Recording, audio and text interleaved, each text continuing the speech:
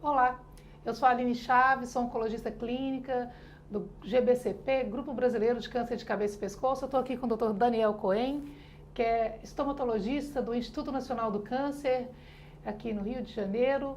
E hoje nós estamos aqui para falar um pouco sobre câncer de boca e as formas de prevenção desse tumor. Oi, doutor Daniel. Seja bem-vindo. Olá, obrigado, doutora Aline. É muito uma honra estar aqui, né, podendo falar um pouco sobre prevenção de câncer de boca. E eu acho que o principal foco que a gente tem que avaliar é com relação ao que está faltando para o Brasil, né, com relação à possibilidade da gente implementar estratégias de vigilância epidemiológica, né, e aí a gente tem que focar principalmente no desenho. Eu, como da pesquisa clínica do INCA, isso é algo que está muito na minha mente, a gente desenhar um estudo, né, que possa, a longo prazo, dar uma resposta com relação a essa carência que a gente tem realmente de estudos clínicos randomizados, né, duplos cegos, que a gente possa ter a certeza de que, como no grupo de Kerala, né, da Índia, no sudoeste da Índia, que a gente possa avaliar que é bem provável que a gente tenha uma realidade bem parecida, que são países em desenvolvimento, né, avaliar se realmente é custo-benefício, se existe um bom custo-benefício a gente realizar esse exame preventivo, né, na população, especialmente na população de alto risco, que foi o principal resultado desse estudo, né? Com relação à população de alto risco, houve realmente um custo-benefício bem interessante, né, para o sistema de saúde da Índia, né? Então, na realidade, a gente teria que tentar explorar essa linha, é algo que certamente para os países desenvolvidos não ocorre, e a gente tem essa realidade até pelo próprio, a realidade do nossos tumores, né? Assim, nossa publicação recente do INCA, na Head and Neck, mostrou justamente isso. Nosso câncer de boca, né? A gente focou no câncer de língua, que é a localização mais comum, né? Língua se estendendo para soalho de boca, localização mais típica, é ainda um tumor associado ao paciente, né, de baixo nível de instrução, um paciente com diagnóstico tardio, né, e um paciente realmente que tem aquele histórico de tabagismo ainda potencializado por etilismo, homens acima de 60 anos, aquele tumor clássico, que não é muito compatível com o que está ocorrendo em várias partes do mundo, né? Chamando assim, só porque para a gente voltar um pouco, a questão do câncer de boca no Brasil, ele é um dos tumores mais prevalentes, ele é o segundo tumor mais prevalente no homem no Brasil. E a gente sabe que, só que a gente começou falando de prevenção, mas é importante a gente focar isso que você falou do estudo que você agora publicou recente, que o principal fator de risco para esse tumor realmente é o tabagismo, o etilismo. E a grande pergunta que se faz, mesmo você falou, a gente não tem evidência ainda, será como que a gente pode prevenir isso? Né? Então, a gente pode prevenir fazendo diagnóstico precoce. E é aí que você falou, né? Eu queria como é que a gente faz esse diagnóstico precoce? Então, qual que é o tipo de estudo que você pensa nisso? Ou então, se a gente não conseguir fazer diagnóstico precoce, então, antes disso, a gente tinha que fazer uma prevenção primária. A questão de trabalhar com políticas públicas de antitabagismo e contra o etilismo. Como é que você... eu queria, assim, a sua visão de um desenho de como é que você consegue fazer essa prevenção, esse diagnóstico precoce, como é que a gente poderia fazer a prevenção primária também, como é que você trabalha com essas duas formas de prevenção, como é que você desenharia esses estudos e qual que é a recomendação que você colocaria para as pessoas que estão, né, nos assistindo, que eu acho que é importante para elas, na prática, viver isso? Então, na realidade, a questão de eliminação de fator de risco é um dos principais estudos sugeridos até por Paul Spate recentemente, né? E a gente, na realidade, não se preocupa muito com isso porque o INCA, né, o programa antitabagismo do INCA é super eficaz e a gente deixa mais para eles, né, que até mostraram uma redução de 35% do consumo de produtos derivados do tabaco de 2006 até 2016, então é algo extremamente relevante, especialmente a partir de 2011, quando foi possível a redução de aumento de preço e impostos, né, associados. Mas deixa eu te fazer uma pergunta sobre isso. Você acha que o programa antitabagismo ele tem a capilaridade necessária para o Brasil todo? Porque ele é um programa que o INCA desenvolveu, né, um programa do Ministério da Saúde.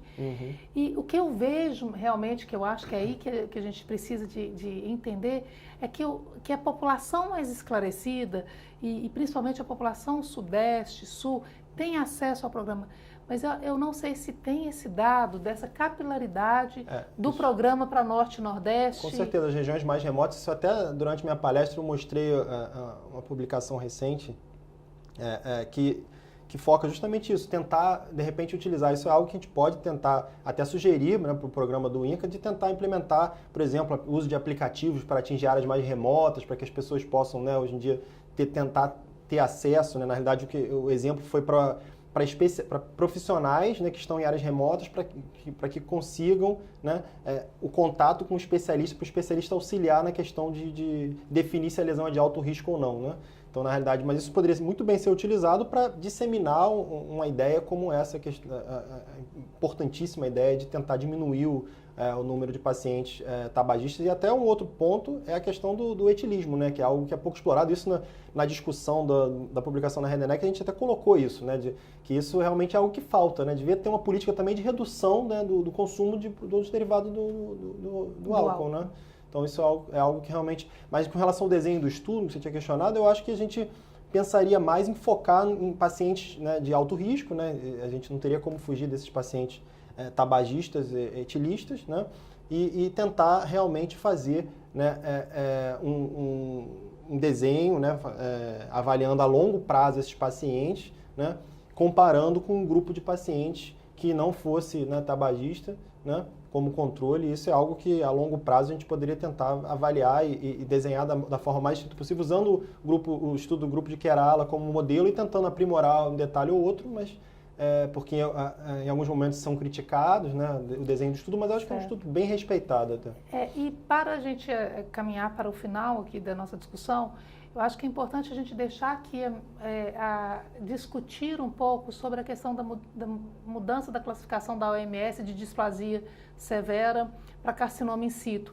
Porque, na prática, chega para nós, oncologistas, só o carcinoma, principalmente os carcinomas avançados, mas a gente tem aí um contingente de pacientes com displasia, com leucoplasia, cuja biópsia da displasia ou da displasia de alto grau. E a gente sempre ficava... muitas vezes uma conduta muito conservadora. E agora mudou isso. Eu queria que você passasse um pouquinho o que foi essa mudança e qual que é o impacto na prática clínica para os dentistas, para os cirurgiões e como é que você, assim, até para a atenção primária mesmo. Então, eu acredito que essa mudança tenha sido extremamente benéfica, né, na nova classificação 2017, né, como você está citando, com relação a utilizar agora como sinônimo o termo de displasia epitelial, né, severa com carcinoma in situ. Então agora é igual, carcinoma in situ e agora são sinônimos, exatamente. São sinônimos para a nova classificação, o que reforça a questão de risco que você tem, porque nada impede, se você tem uma displasia epitelial intensa, nada impede que você esteja perdendo, você está vendo a parte de um todo, né? Nada impede que aquela biópsia incisional não tenha apanhado um plano onde você tenha já, né, alguma microinvasão. Porque qual é a definição de um carcinoma in situ, né? E por que é chamado um câncer restrito ao epitélio? Na realidade é uma displasia tão intensa que fica muito difícil avaliar ou não se em algum momento houve, em algum plano, há rompimento de membrana basal que não está sendo visualizado ou não. Né? Então, é uma diferença muito tênue para você chegar a classificar, e até como o Dr. William comentou, tem essa questão da diferenciação, né? Você utilizar carcinoma, com relação o que o Dr. William tinha falado, né, com relação à classificação molecular, né, da perda de heterozigose, né? Então, na realidade, eu acho que é bem complicado você partir desse pretexto de que você, em algum determinado plano, você pode estar perdendo uma área de risco, né? Então, eu acho que por isso que esse sinônimo é fundamental e a tendência, como eu tinha até citado, essa pesquisadora de Harvard, que esteve aqui com a gente agora há pouco, na nossa reunião anual, né? e que foi junto do Congresso Ibero-Americano de Patologia, e a gente viu bem claro que ela está prestes a publicar, né, tentando justamente dissociar não só o conceito de displasia, o que tinha me fugido é justamente o conceito que ele falou, né, que existe uma grande variabilidade interprofissional, dependendo do patologista que avaliar, né, ele pode dar uma displasia moderada e o outro patologista vai lá e dá uma displasia leve, o outro dá uma intensa. Então, assim, é muito subjetivo. Os critérios são muito subjetivos. Dependendo da quantidade de mitoses, você pode aumentar ou diminuir. Não existe um critério tão bem estabelecido. Então, o que a Sucubingu está propondo é justamente que lesões onde você já tem uma alteração arquitetural importante, mesmo que você não tenha ainda atipia celular, que essas lesões já sejam classificadas como de alto risco. Né? É nesse sentido que a gente está... Então, eu acho que para a gente finalizar, eu acho que a gente deve deixar uma mensagem final que câncer de boca é muito prevalente, a gente tem que saber cuidar, tem que saber tratar, mas tem que saber prevenir também. A gente previne fazendo essas políticas de parar de fumar, né, de parar de beber e ter capilaridade nessas políticas. Não adianta a gente trabalhar só, porque muitas vezes o paciente com câncer de cabeça e pescoço, ele não está só no grande centro, muito pelo contrário. Ele está em alguns rincões que não tem, que realmente a informação é difícil de chegar. Então, eu acho que é um desafio para a gente fazer essa prevenção primária, chegar aonde deve chegar também. E a outra questão é a questão do diagnóstico precoce, que, igual você falou, não tem estudo, é missão dos pesquisadores, igual vocês no INCA, fazer essas pesquisas, desenvolver esses estudos e para a gente ter respostas com a nossa população, não apenas como a gente tem os estudos indianos. Né? Eu acho que, com certeza, eu acho que uma outra mensagem final que é importante passar é tomar cuidado com essas campanhas de praça pública, até falando para o profissional mesmo, né? Porque se você faz o diagnóstico, mas não tem o direcionamento desse paciente para ele ser tratado, né? É complicado. Então, na realidade, se isso for realizado, tem que ser realizado de uma forma muito integrada para que o paciente já possa ser regulado dentro do que já está sendo realizado, né, como política, né, do sistema público. Ele tem que ter regulação, né?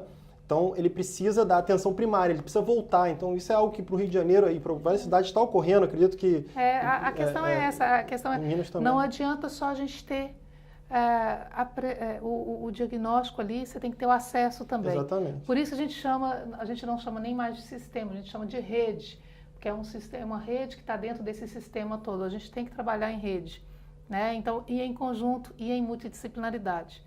Eu acho que uma das missões do GBCP, do Grupo Brasileiro de Cabeça e Pescoço, é muito essa, né? De integrar a patologia, integrar o cirurgião dentista, integrar um oncologista que trabalha muito com a doença mais avançada, mas nós temos que também estar integrado nessa rede.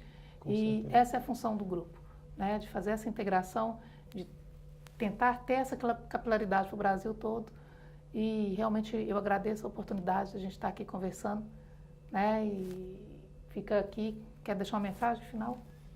Eu que agradeço muito a doutora Alina, parabenizo pelo grupo de cabeça e pescoço, que é algo realmente que acredito que faltava, e essa interdisciplinaridade é fundamental. Acredito que isso vai ser realmente de grande benefício para a comunidade científica e para o bem maior de todos nós, que são os pacientes, né?